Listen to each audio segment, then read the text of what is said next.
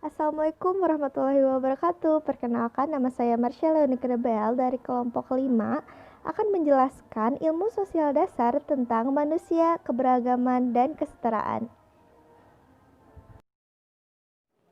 Hal yang pertama kita bahas adalah konsep keberagaman. Apa sih keberagaman itu? Keberagaman adalah adanya perbedaan di berbagai macam aspek.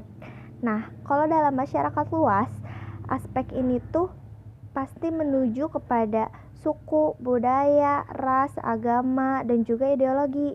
Nah, ada berbagai macam faktor yang menyebabkan keberagaman di Indonesia.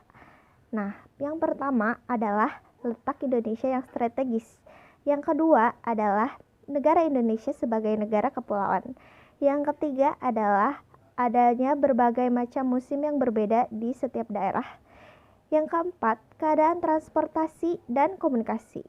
Yang kelima adalah penerimaan masyarakat terhadap perubahan. Nah, dalam slide berikutnya ada mengenali dan mengelola keberagaman masyarakat Indonesia.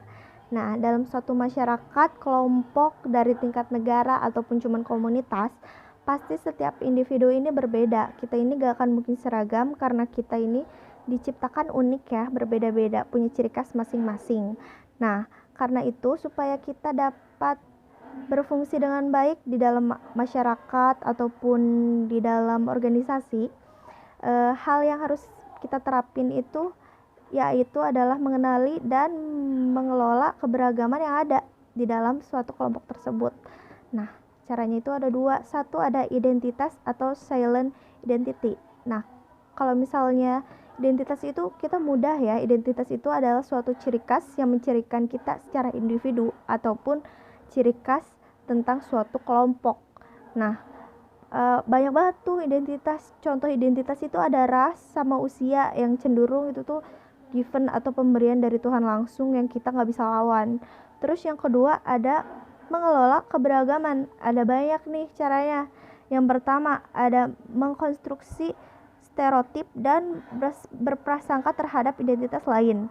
Yang kedua ada mengenal sama berteman sama seseorang itu bukan cuma lihat nama atau mukanya doang, bukan cuma hafal nama dan mukanya doang, tapi kita harus bisa mengenal secara pribadi.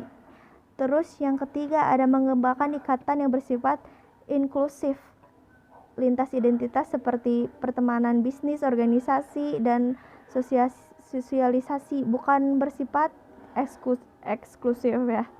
Terus yang keempat ada mempelajari ritual dan filsafah identitas lain supaya kita lebih peka dan lebih empati ya sama identitas yang lain. Terus yang kelima ada menolak, kita harus bisa nolak berpartisipasi dalam perilaku-perilaku yang bersifat diskriminatif. Lanjut ke slide selanjutnya ada memahami masyarakat multikultural. Nah, apa sih masyarakat multikultural itu? Masyarakat multikultural itu adalah masyarakat yang terdiri dari banyak struktur budaya karena banyak banget suku bangsa di dalam suatu negara tersebut. Contohnya aja kita Indonesia ya. Terus ciri-cirinya itu ada satu, terjadinya segmentasi ke dalam bentuk-bentuk kelompok sosial.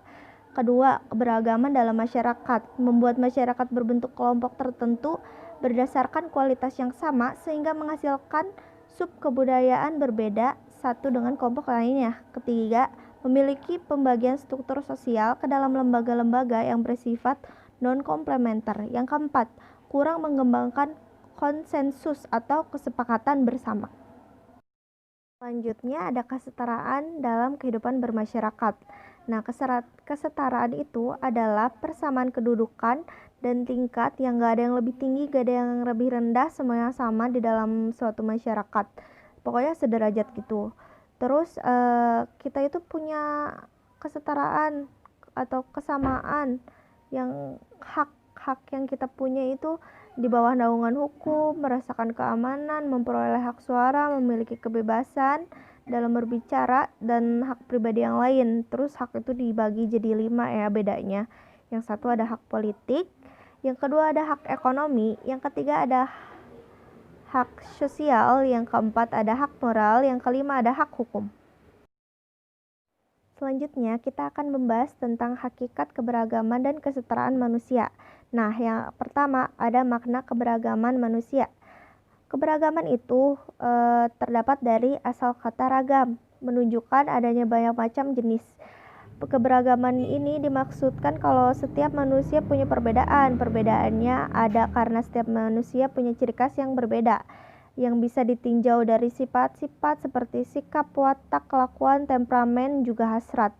Selain itu, makhluk individu juga manusia makhluk sosial yang membentuk kelompok persekutuan hidup. Terus yang kedua ada makna kesetaraan manusia.